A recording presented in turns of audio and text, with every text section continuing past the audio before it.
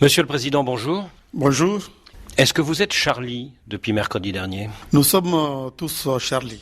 Et c'est pour cela, d'ailleurs, pour le témoigner, que je suis présent aujourd'hui à Paris avec une délégation au sein de laquelle j'ai fait venir avec moi les chefs religieux du Niger. D'abord l'archevêque de Niamey et le président de l'association islamique du Niger. Ce qui montre bien qu'au Niger, il y a une parfaite coexistence des religions. Parce qu'au fond, toutes ces religions, l'islam, la religion juive, la religion chrétienne, c'est des religions qui adorent le même Dieu. C'est le Dieu d'Abraham, c'est le Dieu de Moïse. Donc ces deux chefs religieux sont venus avec moi ici à Paris pour rendre un hommage aux victimes de Charlie Hebdo et rendre hommage aux autres victimes dans cette épreuve extrêmement difficile. Alors on a vu cette immense émotion en France, mais est-ce que l'émotion est la même au Niger après la mort de journalistes qui ont publié des caricatures du prophète? L'émotion est la même au Niger, je pense que l'émotion est la même partout dans le monde. Parce que les Nigériens se disent non, leur religion n'autorise pas ce qui a été fait. Leur religion, c'est pas cela, c'est son image. Pour les musulmans nigériens, l'islam c'est d'abord la paix. On ne peut pas savoir combien de fois les musulmans parlent de paix par jour. Puisque même dans les salutations, c'est que la paix de Dieu soit avec vous. L'islam donc est une religion de tolérance. Le prophète lui-même a dit, il n'y a pas de contrainte en religion. L'islam est une religion de pardon. Le prophète a toujours dit, le pardon est préférable à la vengeance. L'islam, c'est une religion de connaissance aussi. Et c'est pour cela, ceux qui ont tué les journalistes de Charlie Hebdo et qui ont tué les autres victimes, c'est des ignorants. Ils ne connaissent pas. Ils ne peuvent pas être des bons musulmans. Parce que le prophète a dit à l'époque que l'islam était une religion de connaissance. Il a demandé aux musulmans d'aller chercher la connaissance jusqu'en Chine. Et je me rappelle aussi d'un autre érudit musulman du Niger qui disait, c'est Malan Jibril, il s'appelle, c'était le professeur de Ousmane Danfodio, il disait que quand on est ignorant, quand on a un savoir limité, on ne peut pas être un bon musulman. Et pourtant, les tueurs ont crié Allah Akbar. Ben, ils ont crié Allah Akbar, c'est dommage.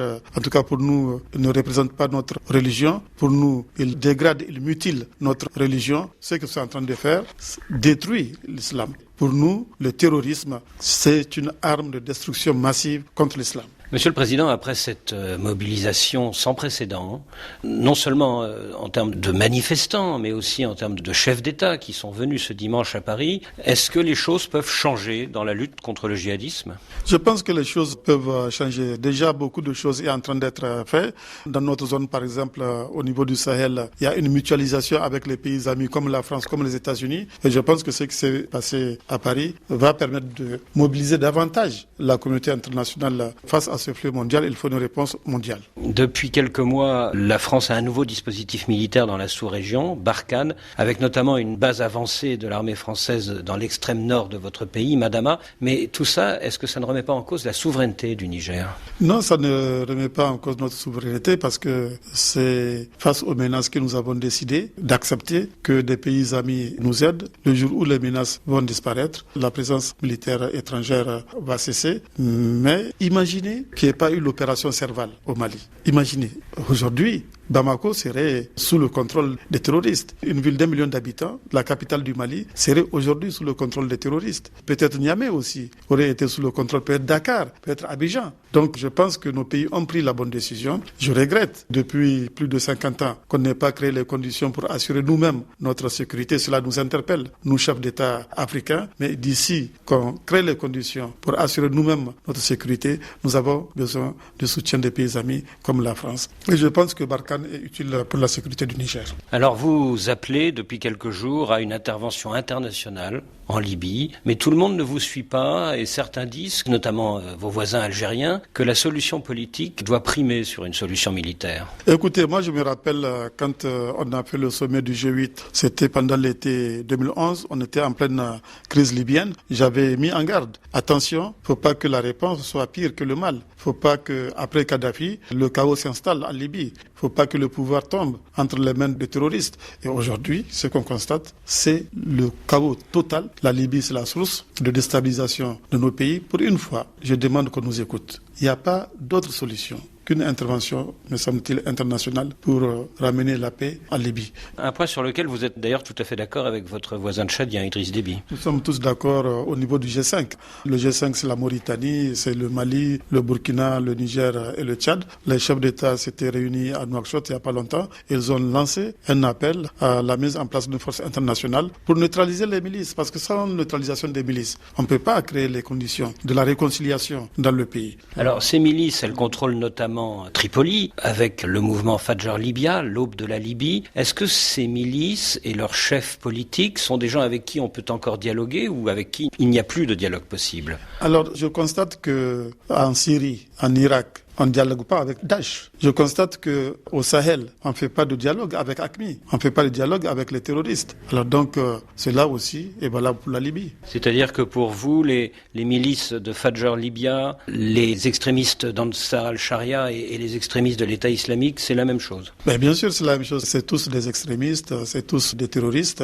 Il est extrêmement difficile dans ces conditions-là qu'on puisse trouver un terrain d'entente avec eux. Mais en même temps, vous voyez bien qu'il n'y a aucun consensus international et qu'on est très loin d'une résolution du Conseil de sécurité. On est pour l'instant très loin d'une résolution et je le regrette. On est en train de perdre du temps sur une question qui inévitablement aboutira à ce que nous proposons, c'est-à-dire à l'envoi d'une force internationale en Libye. C'est ma conviction. On ne le fait pas aujourd'hui, mais demain, on sera obligé de se rendre compte à l'évidence. Autre foyer djihadiste, le nord du Nigeria. Il y a quelques jours, une base militaire du Nigeria a été prise par Boko Haram. Est-ce que la situation n'est pas encore en train de se dégrader un peu plus? Vous avez raison, la situation se dégrade malheureusement au nord Nigeria. Boko Haram progresse et Boko Haram, comme vous l'avez dit, a pris la base de Baga, qui est la base censée abriter l'état-major de la force multinationale que nous avons décidé de mettre en place au niveau des pays du bassin du lac Tchad. Il est important donc que les pays du bassin du lac Tchad s'organisent, mutualisent davantage leurs moyens. Et au-delà, il faut que les pays amis prennent en charge également ce problème de Boko Haram.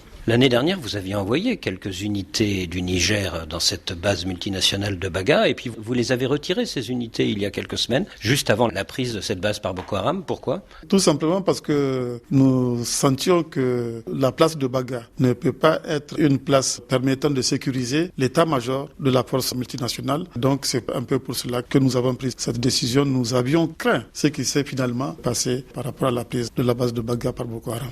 Vous aviez senti le danger. Est-ce que ça veut dire que l'armée du Nigeria n'est pas en mesure de tenir le territoire? Non, je ne peux pas porter des appréciations sur l'armée d'un pays voisin. Je pense que le Nigeria fait ce qu'il peut. Maintenant, c'est à nous de mettre tous en commun nos moyens pour faire face à la menace. Et justement, vous vous êtes tous réunis pour mieux coordonner vos actions et on a le sentiment que depuis 9 mois, rien n'a bougé. Si les choses bougent quand même, on a mis déjà en place une unité de fusion et de liaison pour mutualiser le renseignement. C'est quand même un progrès. Maintenant, c'est au niveau des capacités opérationnelles qu'il va falloir prendre des dispositions pour qu'au plan opérationnel, on puisse mutualiser les moyens. Monsieur le Président, merci.